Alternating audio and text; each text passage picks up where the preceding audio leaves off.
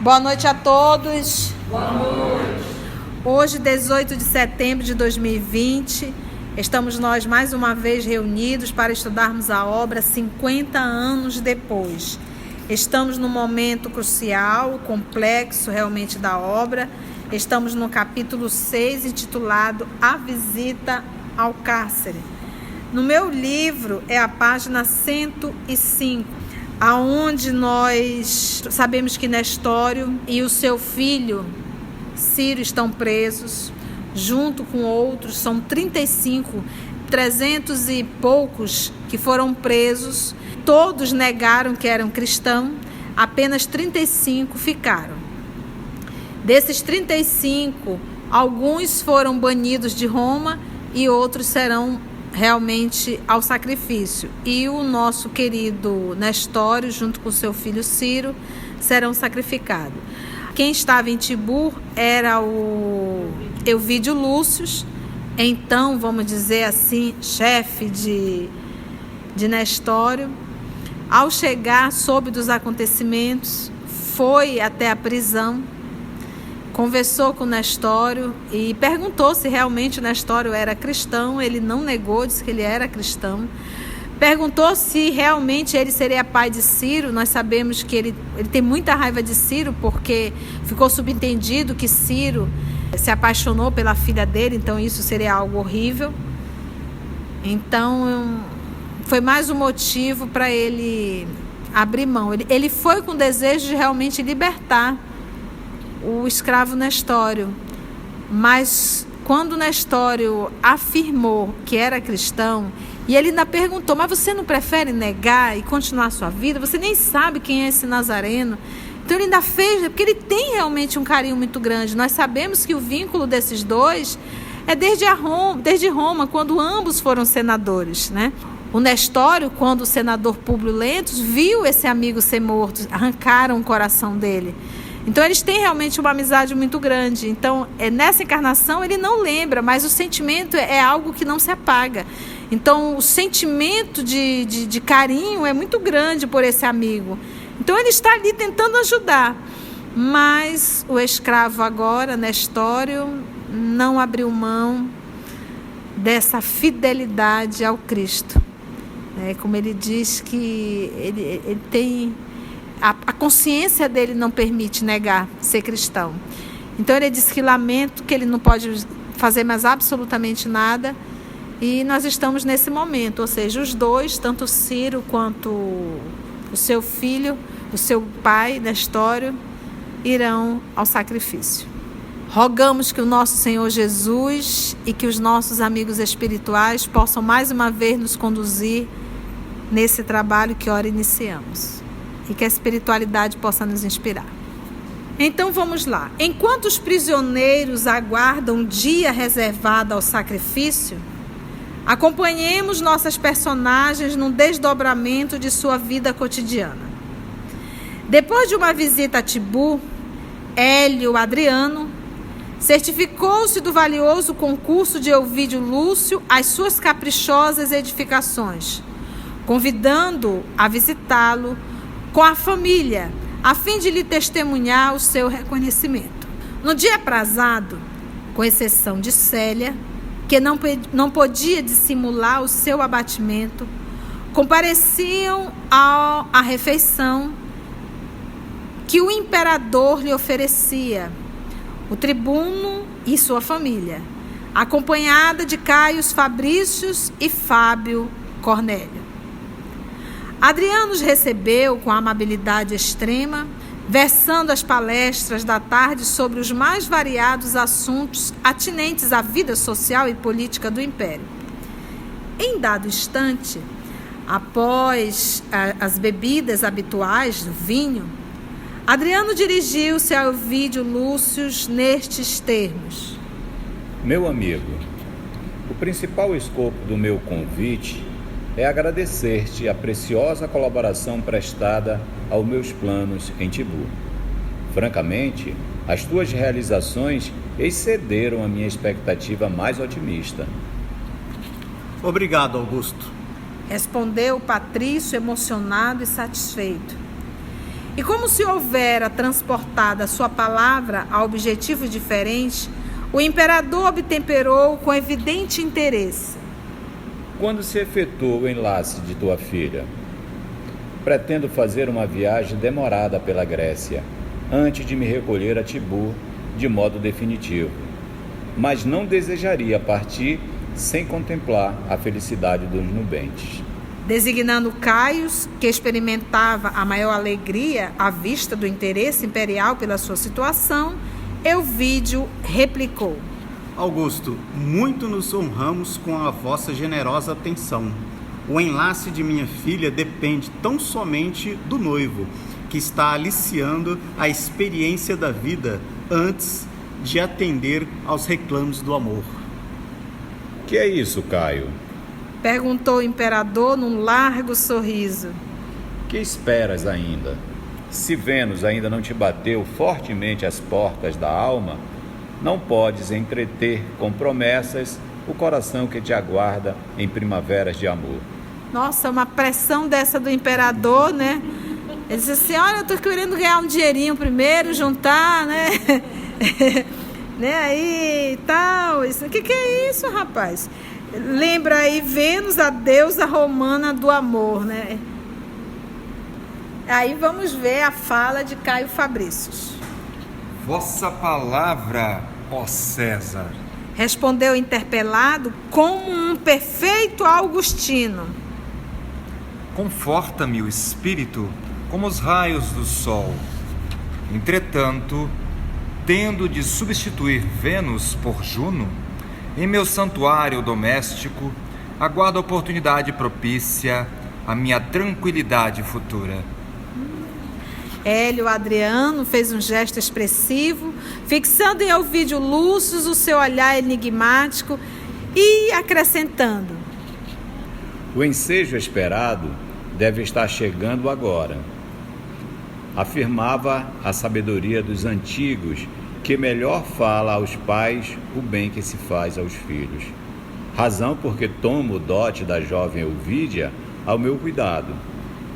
Resolvi doar-lhe uma propriedade deliciosa nas imediações de Capua, ao pé do Vulturno, onde o fruto das vinhas e das oliveiras bastaria para entreter a felicidade de uma família durante 100 anos de existência, sem outras preocupações de ordem material.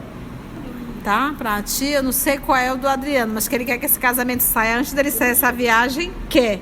Deu até, olha só, gente, ele tá inclusive pagando o dote. Isso é tão desagradável esse negócio, né? Pagar um dote pro cidadão casar, né? E nada mais, nada menos, ele decidiu doar uma propriedade deliciosa nas imediações de Capa. Aí é para acabar, né? Vamos lá. Um sopro de alegria animou todos os semblantes, desenhando-se com especialidade nos de Elvídio Lúcio e sua mulher, que se entreolharam felizes, tomados de sincero reconhecimento pela espontânea generosidade do imperador, a quem Fábio Cornélio se dirigiu com a mais respeitosa cortesia, agradecendo em nome de todos a régia dádiva.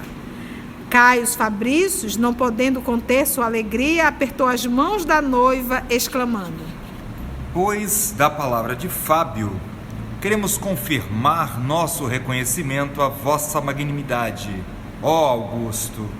Vossa lembrança expressa a generosidade e o poder do Senhor do mundo. E já que depende de mim a fixação do matrimônio, marcá-lo-emos para o próximo mês, como nos apraz. Todo o nosso desejo é que nos honreis com a vossa presença, porquanto, em face de vossa paternal proteção, sentimos que os deuses nos abençoam e guiam. Sim, ponderou Adriano pensativo. no mês vindouro, pretendo realizar minha última viagem pela Itália e pela Grécia. Prometi aos amigos de Atenas que não me recolheria a Tibur antes de levar-lhes a minha visita derradeira. Antes de me ausentar, pretendo comemorar com festejos públicos a inauguração dos novos edifícios da cidade. Aproveitaremos então a oportunidade para que se efetive a tua aventura.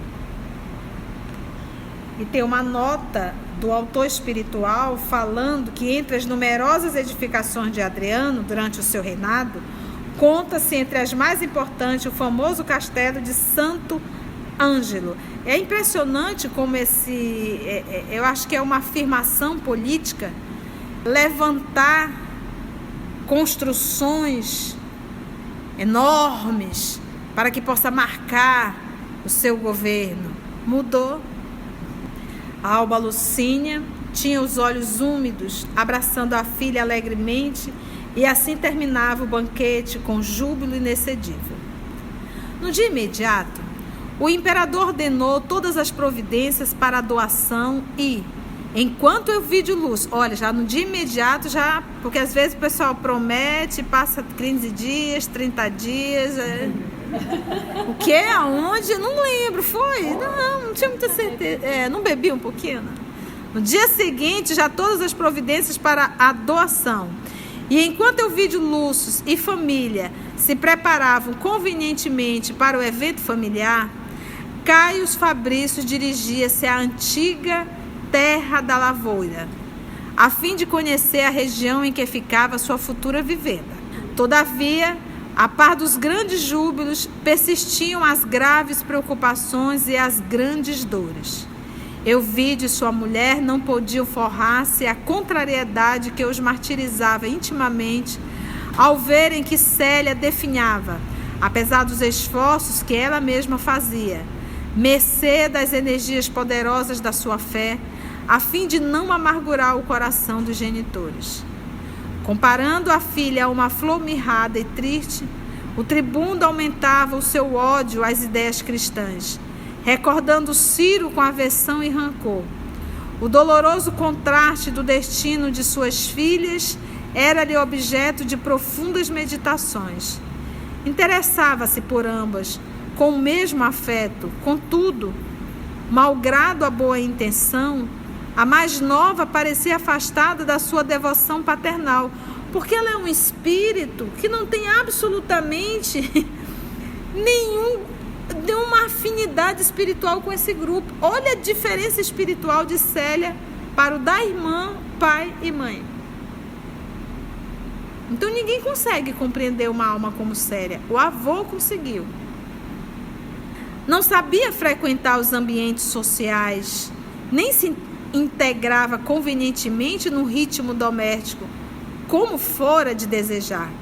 Seus olhos jamais haviam manifestado qualquer interesse pelas fantasias da juventude e, mergulhado em cismas constantes, pareciam fixar-se noutros rumos que o seu espírito paternal jamais pudera definir com acerto.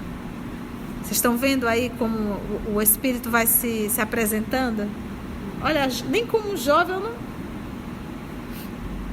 Ao seu conceito, ela era vítima de umas tantas fraquezas que, no seu zelo, atribuía a influência dos princípios cristãos no convívio dos escravos, lá na Palestina. Ainda bem que Ovídia seria ditosa e isso, de algum modo, o consolava. Quanto a Célia, ele e a esposa mais tarde levá-la-iam a terras estranhas, onde a sua sensibilidade doentia pudesse modificar-se a contento. Enquanto o tribuno desenvolvia todos os esforços por dissimular tais conjecturas, multiplicavam-se no lar os júbilos festivos.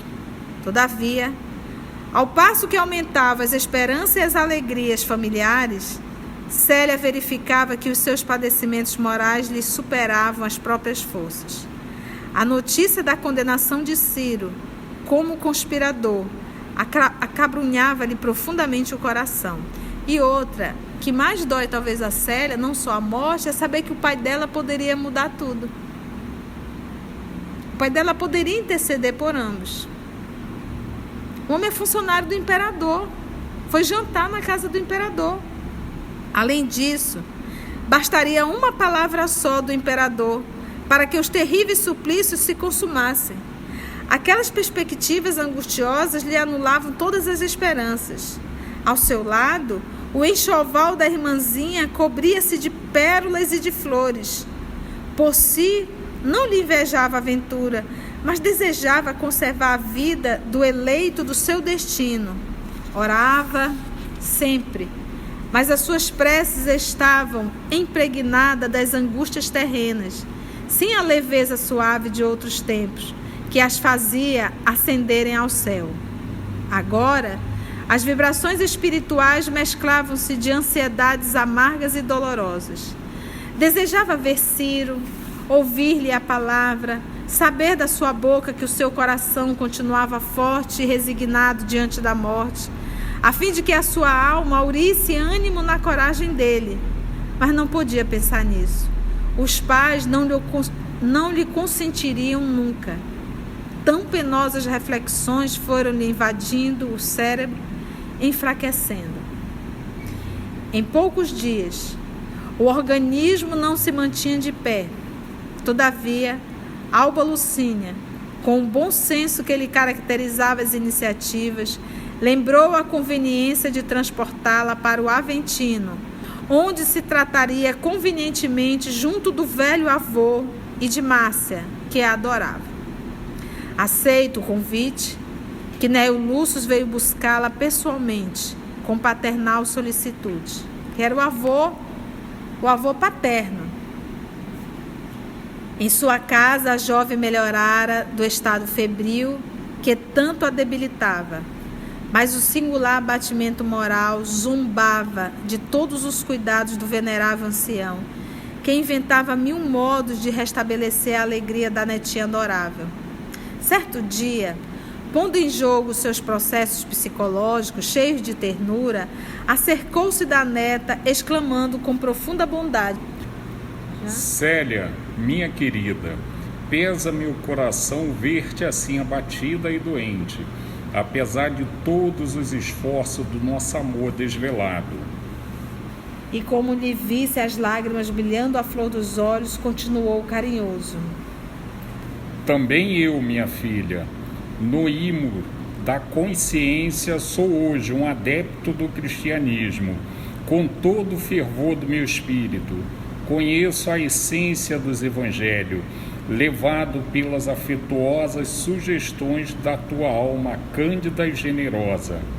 Para mim, não valem mais, agora, os sacrifícios aos nossos velhos deuses, silenciosos e frios, mas tão somente as ofertas do nosso próprio coração, aquele que vela por nossos destinos, do seu trono nas alturas. Mas ouve, filhinha, não sabes que Jesus não quer a morte do pecador? Não lhe conheces o ensinamento cheio de vida e de alegria? Então a gente observa aí o avô assumindo, como ele diz assim, né? Também eu, minha filha, no imo da consciência, sou hoje um adepto ao cristianismo. Ele não assumiu perante uma sociedade.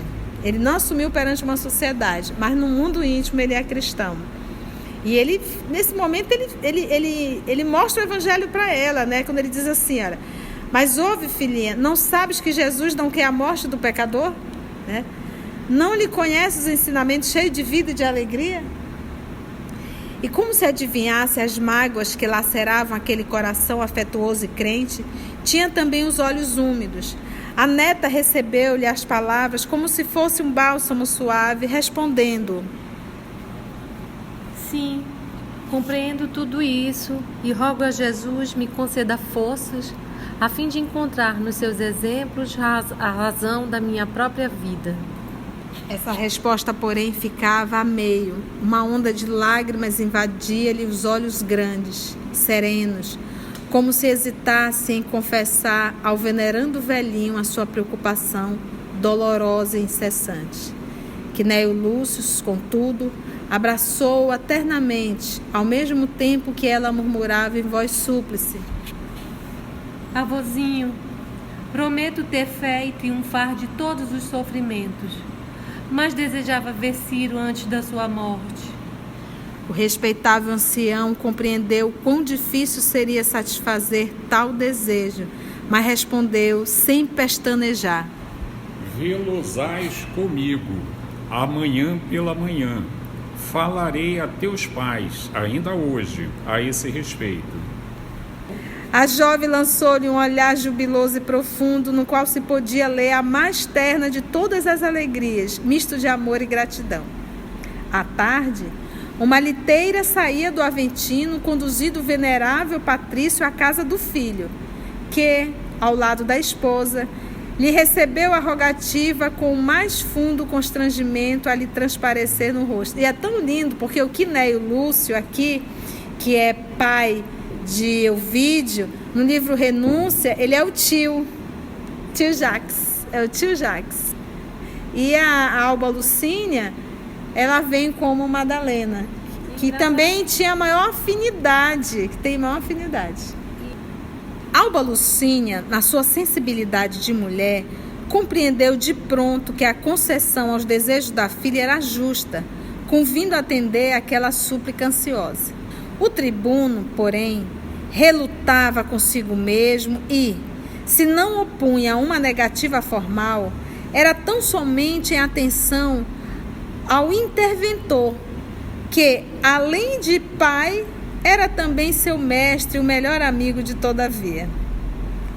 Meu pai, obtemperou depois de longa meditação.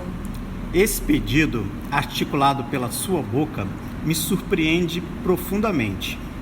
Tal medida, posta em prática, atrairá sobre a nossa casa e nome numerosos comentários e suspeitas. Que diriam os administradores do cárcere se vissem minha filha a interessar-se por um condenado?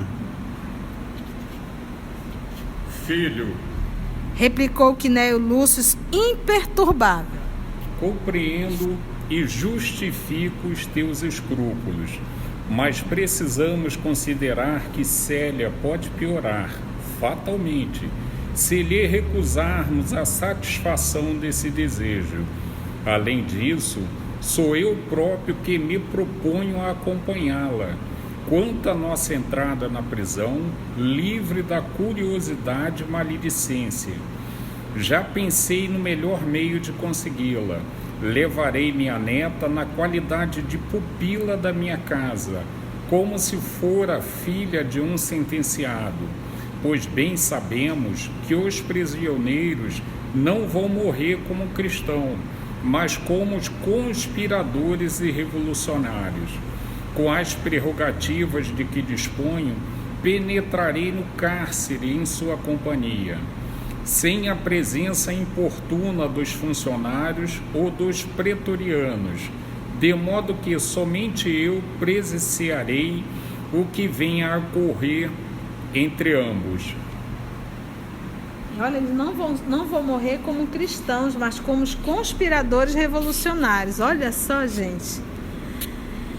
Ovídio ouvia-o silencioso. Então deu para a gente entender como é que vai ser, né? Deu para entender. Ovídio ouvia-o silencioso. O venerável Patrício, porém, sem desistir dos seus propósitos, tomou-lhe as mãos entre as suas, murmurando humildemente: concorda. Não negues à tua filha enferma a satisfação de um desejo tão justo. Além disso, filho, recorda-te que se trata de um simples encontro pela última vez.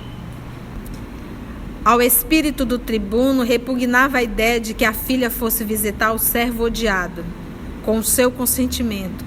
Mas havia tamanha ternura nas palavras paternas que o seu coração cedeu rapidamente àquela atitude de carinho e de humildade. Fixando o generoso velhinho, como se estivesse anuindo, tão só por consideração a ele, seu pai e maior amigo murmurou um tanto contrafeito: pois bem, meu pai, que se faça a sua vontade. Deixa a seu critério a solução do caso. E dando a entender que o assunto lhe desagradava, falou de outras coisas, levando o ancião para o interior, onde se intensificavam os preparativos para os esponsais de Ovídio. Quinéio Lúcio, que entendia a alma do filho desde pequeno, gabou-lhe todos os empreendimentos com bom humor e alegria, opinando com otimismo sobre todos os seus feitos e regozijando-se simultaneamente com as suas iniciativas, a evidenciar no semblante uma satisfação espontânea e sincera, como se nenhuma preocupação lhe povoasse a mente. Olha aí a psicologia do pai. Meu filho adora elogio, então deixa eu aqui começar, né? É uma forma dele se sentir amado, né? Nas primeiras horas do dia imediato, a liteira do venerável patrício estacionava junto à prisão mamertina. Enquanto ele e a neta, que se disfarçara em trajes muito simples, dentro de um largo manto que lhes dissimulavam os próprios traços fisionômicos, entravam no tenebroso edifício, salientando-se que Sisto Plócio, previamente avisado, vinha receber Quinéio Lúcio e aquela que ele apresentava como filha adotiva de sua casa, facultando-lhe a máxima liberdade para tratar com os prisioneiros. Na cela espaçosa, onde se aglomeravam os 22 sentenciados, penetravam os primeiros clarões do sol como se fosse uma bênção, porque os demais foram deportados. Nestório e Ciro, reunidos aos demais, estavam profundamente desfigurados.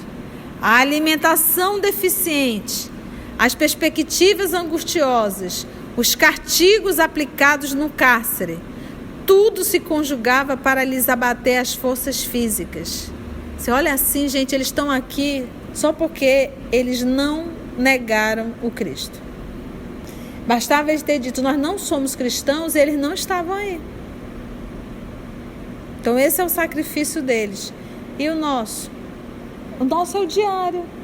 É a esposa irritante, é o esposo irritante, é o irmão irritante, é a irmã irritante, é o trabalho difícil, é o trânsito insuportável, é o compartilhar o que temos. Ninguém está nos chicoteando. E nos alimentamos muito bem. E dormimos numa cama bem macia. Olha só aqui, ó, o que eles estão passando. Todavia, nos olhos serenos de todos os condenados, havia um clarão sublimado e ardente, exteriorizando energias misteriosas. Viviam da fé e pela fé, colocando todas as esperanças naquele reino divino que Jesus lhes prometera em cada ensinamento. Então, você imagina de repente o cárcere da vida chamada dor nos chama ao testemunho. Se nós tivermos esse aqui, olha o que ele diz aqui, ó. Nos olhos serenos de todos os condenados havia um clarão sublimado e ardente, exteriorizando uma energia misteriosa. Viviam da fé e pela fé. É aquilo que a gente sempre costuma falar, a certeza da existência de Deus, da existência de um Cristo, da existência da continuidade da vida, além da vida física. Viviam da fé e pela fé. Então, não há desespero. Volúzio e Lépido, dois pretorianos de plena confiança dos administradores do presídio, conduziram os visitantes ao apartamento dos condenados. Um grito de júbilo escapou-se do peito de Ciro ao avistar a figura de Célia, que caminhava para ele com um sorriso carinhoso, embora amargo. Nestório não sabia expressar o reconhecimento que lhe inundava a alma, pois que, embora não se revelasse um companheiro de convicção, Quinéio lhes estendia os braços generosos. A princípio, a emoção e a alegria emudeceram uns e outros, mas a jovem Patrícia, num impulso natural e muito feminino, observando a penosa situação do bem-amado de sua alma, desatava em pranto convulsivo, enquanto o velho avô murmurava com benevolência e carinho: Chora, filha, as lágrimas fazem-te bem ao coração.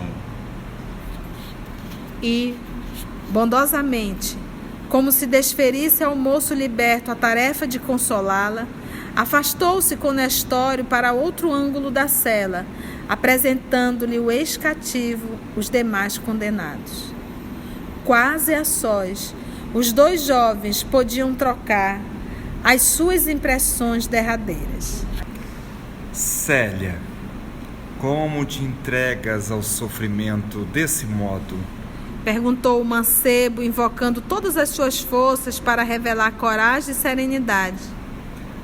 Não será melhor morrer pelo Mestre, a quem tanto amamos?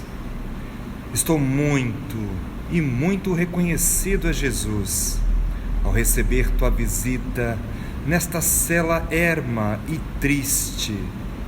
Desde que fui preso, tenho suplicado fervorosamente a sua misericórdia.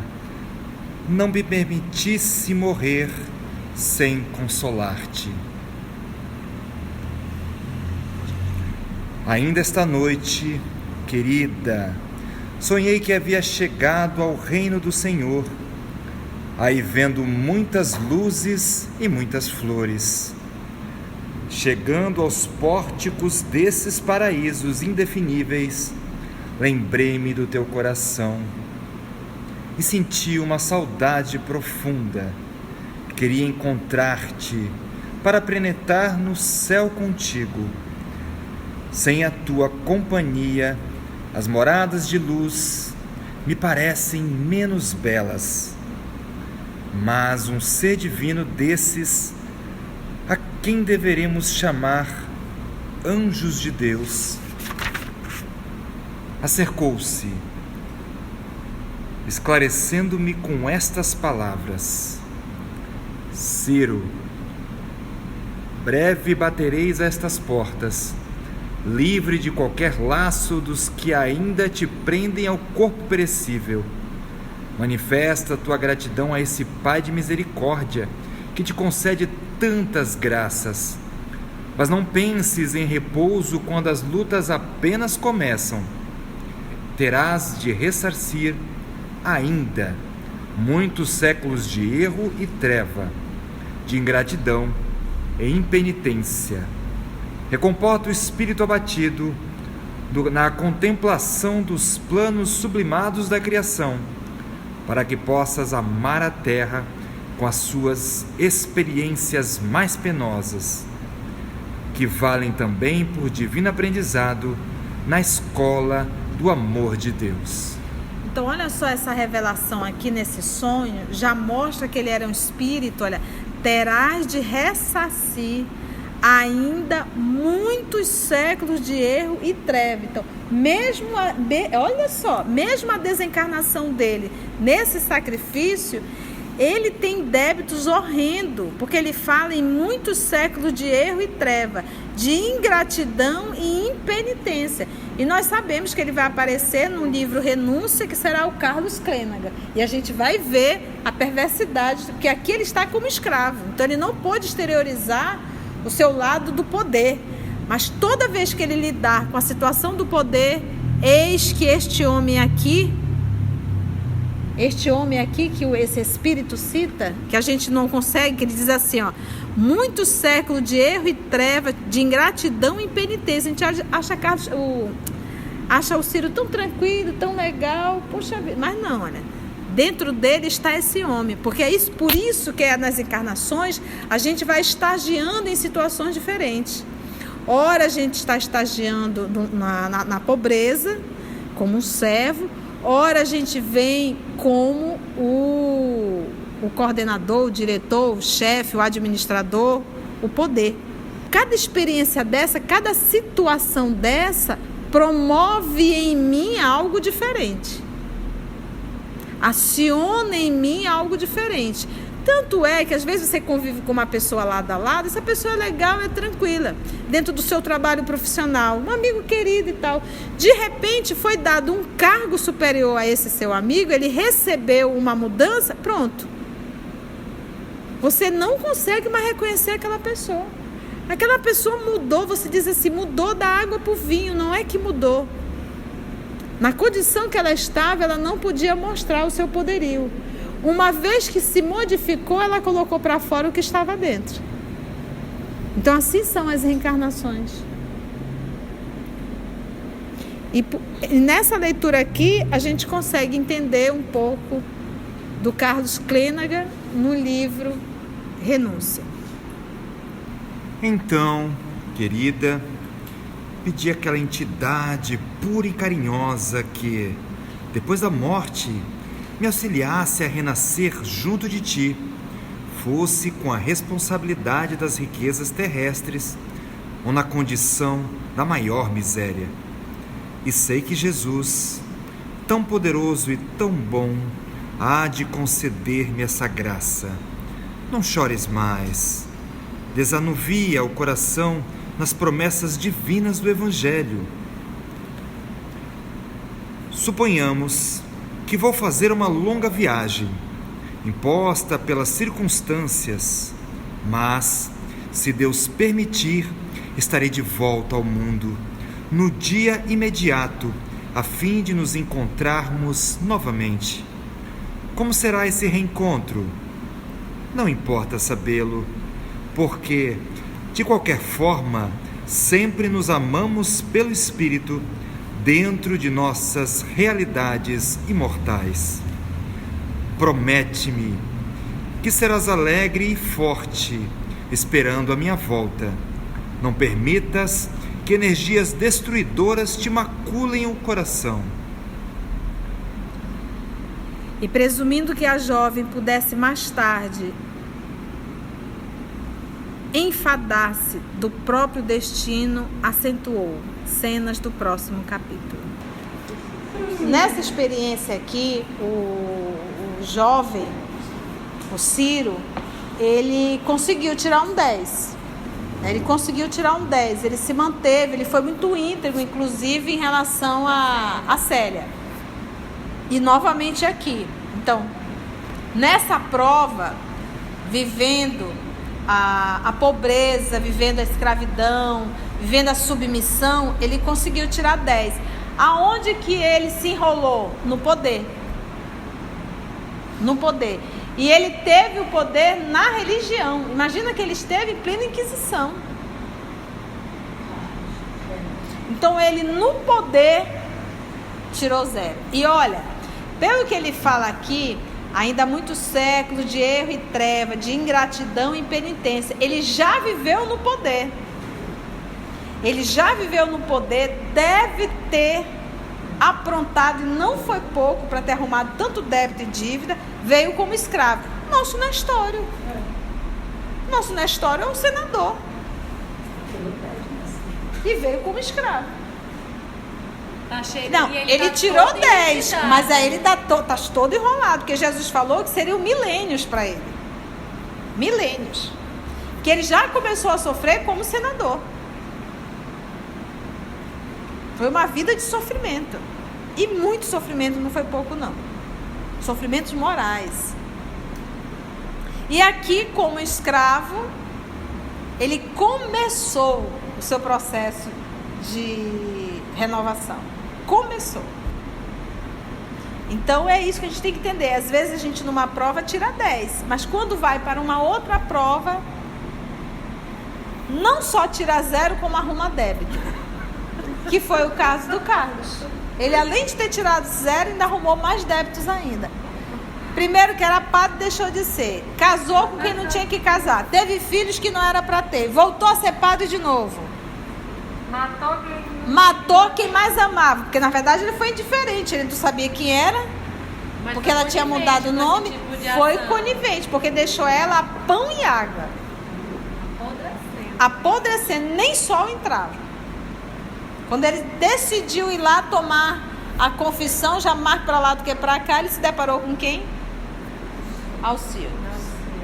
Então é interessante para nós entendermos, então, aonde eu estou inserido hoje, o local que eu estou inserido, a profissão que eu estou inserido, o ambiente que eu estou inserido, é justamente para eu aprender e tirar um 10. E isso não quer dizer que o fato de eu ter tirado um 10 hoje é que eu já sou o bambambam. Você olha assim e pensa, nossa, o Carlos é o bambambam. Não. Nessa aqui ele tirou. Mas é aquilo que a gente diz, quais são as encarnações mais perigosas? Poder, dinheiro e beleza física. Então vamos agradecer a Jesus, vamos orar, né? Amado Mestre Jesus, viemos aqui te agradecer pela tua paz e a tua luz que nos envolve e nos protege.